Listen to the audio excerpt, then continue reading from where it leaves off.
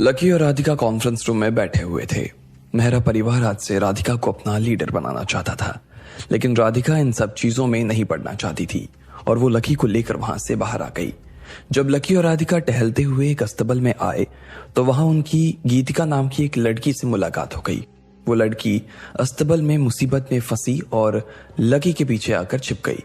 उसने अपने आप को बचाने के लिए लकी को आगे कर दिया था। ये देख तो वो आदमी भी भौंचक्का रह गया।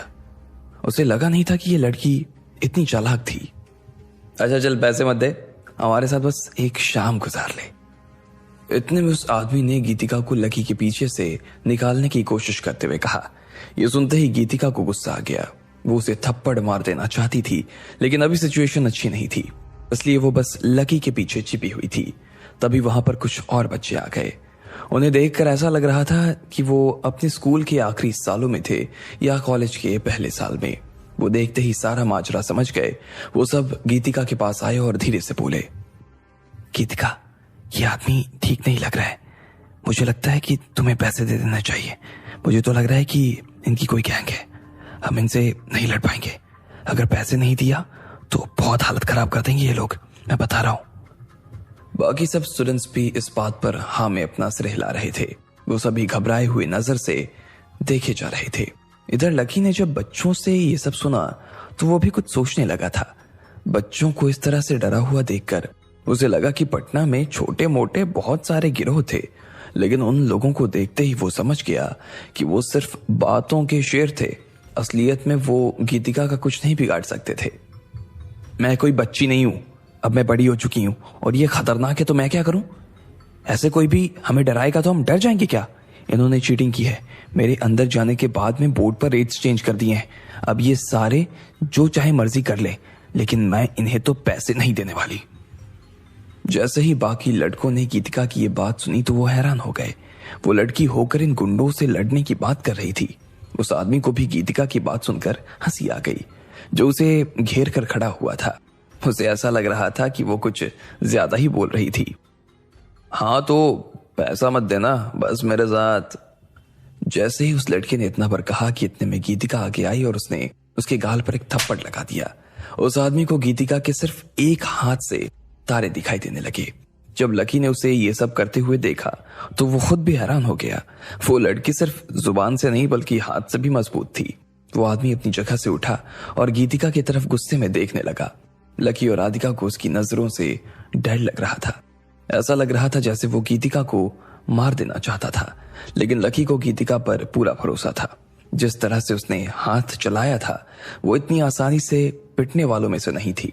उसके सभी साथी गीतिका का ये रूप देखकर डर गए। पकड़ो उस साली को, इतने में उस आदमी ने चिल्लाते हुए कहा और उसके सारे आदमी गीतिका को पकड़ने के लिए आगे बढ़ने लगे। गीतिका ने धड़ाधड़ उन्हें कूटना शुरू कर दिया। वो किसी को भी छोड़ नहीं रही थी। वो लोग उसके चेहरे को भी हाथ नहीं लगा पाते। उससे पहले ही गीतिका ने उन सबको धूल चटा दिया। ये देखकर लकी उससे और ज्यादा इंप्रेस हो गया, लेकिन राधिका को अभी भी उस लड़की के लिए घबराहट तो हो रही थी, इसलिए वो वहां खड़ी थी। लकी भी सिर्फ राधिका के लिए वहां खड़ा था।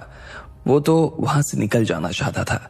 बड़ी मुश्किल से उसे और राधिका को एक साथ वक्त बिताने का मौका मिला था, लेकिन अब वो इस लड़की के चक्कर में उसे बर्बाद होता नहीं देख सकता था।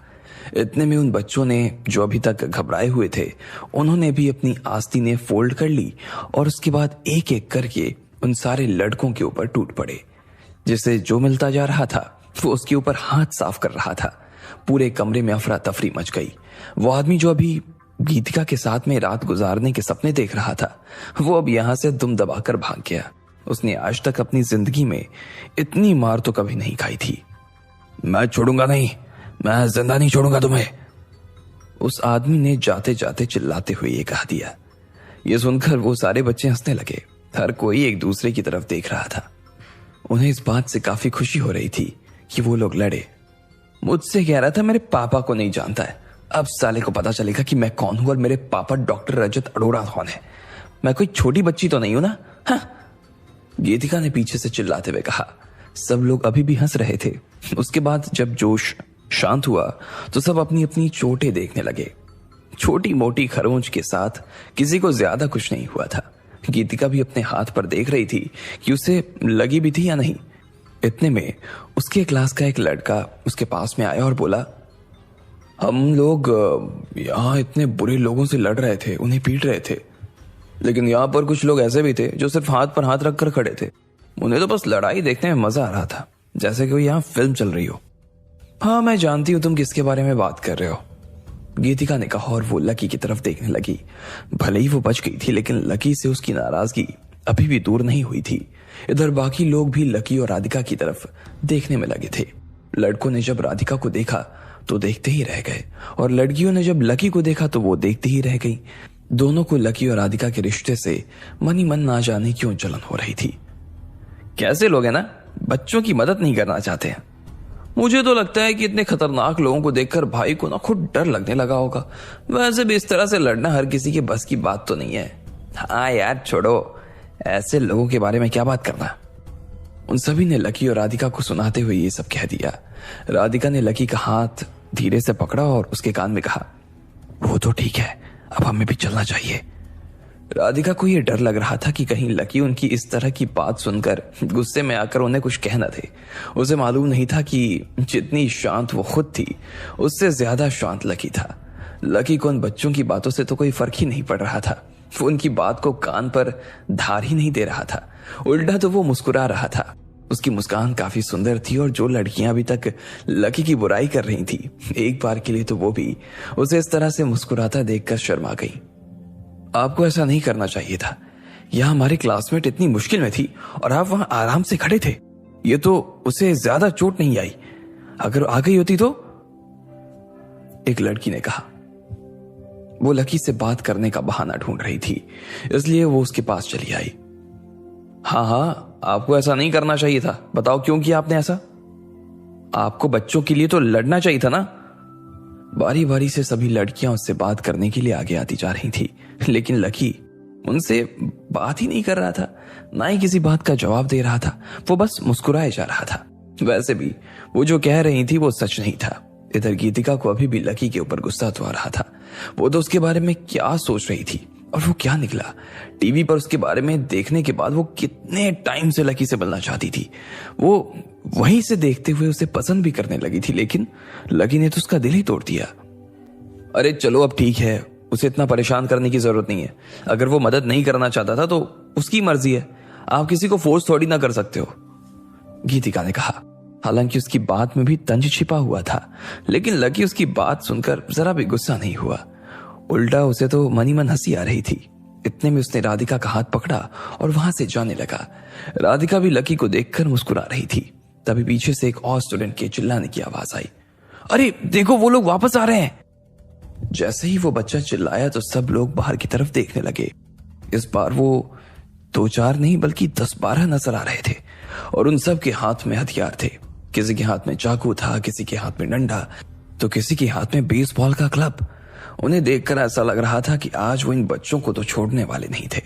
अब इन बहादुर बच्चों को लगने लगा फिर से डर। उन्हें देखते ही उनके पैर कांपने लगे। अब क्या करें, अब क्या करें? एक लड़के ने गीतिका की तरफ देखते हुए पूछा, लेकिन खुद गीतिका के पास इस बात का कोई जवाब नहीं था। यही है वो लोग, हाँ पकड़ो इन्हें। इतने में वो आदमी सबसे पहले आगे आया जिसने गीतिका से पैसे मांगे, और उसने सब बच्चों की तरफ इशारा कर दिया। तुरंत ही ढेर सारे लोगों ने बच्चों को घेर लिया। इतने लोगों को अपने सामने देखकर अब उन्हें पसीने आने लगे। उनके चेहरे सफेद पड़ते जा रहे थे। उनके दिल की धड़कन तेज हो गई। किसी को कुछ समझ नहीं आ रहा था। लकी और राधिका भी उन लड़कों को वहां खड़ा देख रहे थे। देख क्या रहे हो बे, मारो उस सालों को, बस उस भाई को छोड़ देना, उस आदमी ने लकी और राधिका की तरफ इशारा करते हुए कहा। इतने में उसमें से एक गुंडा आगे आया और उसने गीतिका की क्लास से एक लड़के की कॉलर को पकड़ लिया। फिर उसने उसके गाल पर एक थप्पड़ लगाया तो बच्चा दूर जा गिरा। थप्पड़ खाते ही वो जमीन पर तो गिर गया, लेकिन साथ ही उसकी आंखों में से आंसू भी आने लगे। वो आदमी जब और आगे आने लगा तो उस बच्चे ने उसके सामने हाथ जोड़ लिए। छोड़ दो मुझे, जाने दो, प्लीज प्लीज मुझे माफ कर दो। इधर बाकी लोगों ने भी दूसरे बच्चों की तरफ आगे बढ़ना शुरू कर दिया। सबकी हालत खराब हो गई थी और सभी ने अपने पैरों को पीछे खींचना शुरू कर दिया। एक लड़का जिसने अभी भी लकी को ताना मारा था, उसने तो अपनी पैंट ही गीली कर ली थी। इतने में उस आदमी ने अपना चाकू निकाला और उस लड़के की तरफ बढ़ाने लगा। नहीं नहीं, मुझसे गलती हो गई, मैं आगे कुछ नहीं बोलूंगा। प्लीज प्लीज, जितने पैसे चाहिए ले लो भाई, लेकिन मुझे जाने दो, प्लीज मुझे जाने दो, उस लड़के ने गिड़गिड़ाते हुए कहा। लेकिन वो आदमी उसकी तरफ बढ़ता जा रहा था। देखते ही देखते वहां फर्श पर ढेर सारे बच्चे अपने घुटनों पर आ गए थे। वो सभी लकी का मजाक उड़ा रहे थे और अब वहां बैठकर खुद रो रहे थे, एक दूसरे से मदद मांग रहे थे। लेकिन गीतिका अभी भी उनके बीच वैसे ही खड़ी थी जैसे वो पहले खड़ी थी। उसे किसी का ना डर लग रहा था। उसे ऐसा लग रहा था कि अगर उसे बाकी लोगों का साथ मिल जाता तो बाकी लोगों से भी वो अच्छे से निपट सकती थी, उन्हें बीट सकती थी। लेकिन इस बार उनके ये साथी उसका साथ नहीं देने वाले थे। भैया प्लीज हमें जाने दो ना, जितने भी पैसे चाहिए हमें बता दो, लेकिन हमें जाने दो। इतने में एक लड़की ने हाथ जोड़ते हुए कहा, पैसे दोगी? हाँ, उस आदमी ने लड़की की तरफ देखते हुए पूछा। हाँ, जितनी चाहो। ठीक है, मुझे 1 लाख रुपए चाहिए, उस आदमी ने कहा। सब बच्चे उसकी बात सुनकर एक दूसरे को देखने लगे। 1 लाख? इतने में एक लड़के ने कहा और वहां मौजूद बच्चों को गिनने लगा। अगर 1 लाख को डिवाइड करो तो सबके हिस्से में सबसे ज्यादा बड़ी रकम नहीं आ रही थी। 1 लाख हर एक से, किसको गिन रहा है बे? उस आदमी ने कहा और घूर कर उस लड़के को देखने लगा। अब उन बच्चों को डर लग रहा था। और तुम दोनों यहाँ क्या कर रहे हो? इनके साथ हो गया या शो देखने के लिए आए हो? निकल यहाँ से, उस आदमी ने लकी और राधिका की तरफ देखते हुए कहा। राधिका को तो डर लगने लगा था कि ये कुछ ज्यादा ही हो गया। वो लकी की तरफ देख रही थी। अब आगे क्या होने वाला था? क्या सच में इन बच्चों को 1 लाख रुपए देने पड़ेंगे या लकी बीच में आकर उनकी जान बचा लेगा? आपको क्या लगता है, क्या होंगे इन सभी सवालों के जवाब? कमेंट बॉक्स में कमेंट करके हमें जरूर बताएं। और सभी सवालों के जवाब को जानने के लिए सुनते रहिए इंस्टा मिलियनेयर सिर्फ पॉकेट एफएम।